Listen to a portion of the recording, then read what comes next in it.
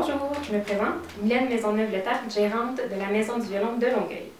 Alors aujourd'hui, dans notre nouvelle capsule, je vais vous expliquer 3 petits trucs de base à intégrer dans votre routine de pratique pour assurer le bon entretien de votre instrument.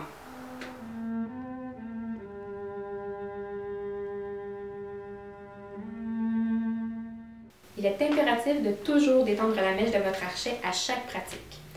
Cela permettra de conserver une bonne courbe dans la baguette de votre archet et d'éviter à la mèche de ne s'étirer prématurément.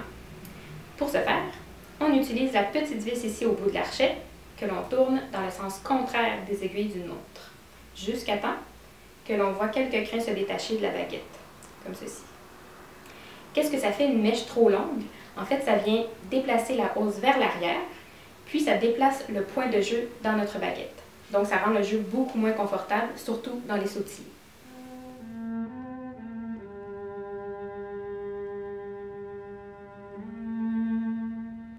Après avoir bien détendu la mèche de votre archet, il est très important de venir essuyer les cordes et la table de votre instrument, ce avec un chiffon en coton ou en microfibre sec, très important. Donc, comment essuyer les cordes? On vient tout doucement essuyer très simplement les cordes ici. Et pour la table, on vient enrouler notre linge avec notre index. Et encore là, avec précaution, on vient enlever le dépôt de colophane.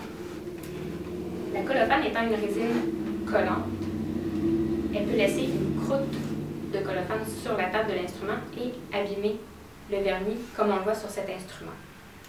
Donc, non seulement on essuie la table ici en dessous des cordes, mais toute la surface de l'instrument. Comme ceci.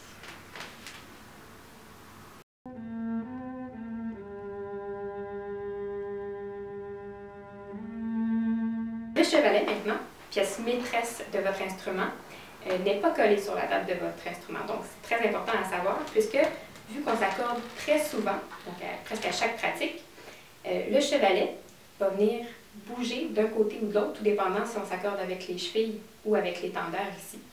Donc pas d'un gros angle, mais c'est super important de toujours vérifier qu'il soit à 90 degrés avec la table. Donc suite aux explications de Mylène, je vais vous montrer comment dresser le chevalet sur un violon. Donc je propose de mettre le violon sur une table, protégée par une nappe. Donc le violon bien à plat, comme ceci. De vous approcher de la table le plus possible, de caler l'instrument contre votre abdomen, comme ceci, mettre les mains sur l'instrument et coincer le chevalet entre le pouce et l'annulaire.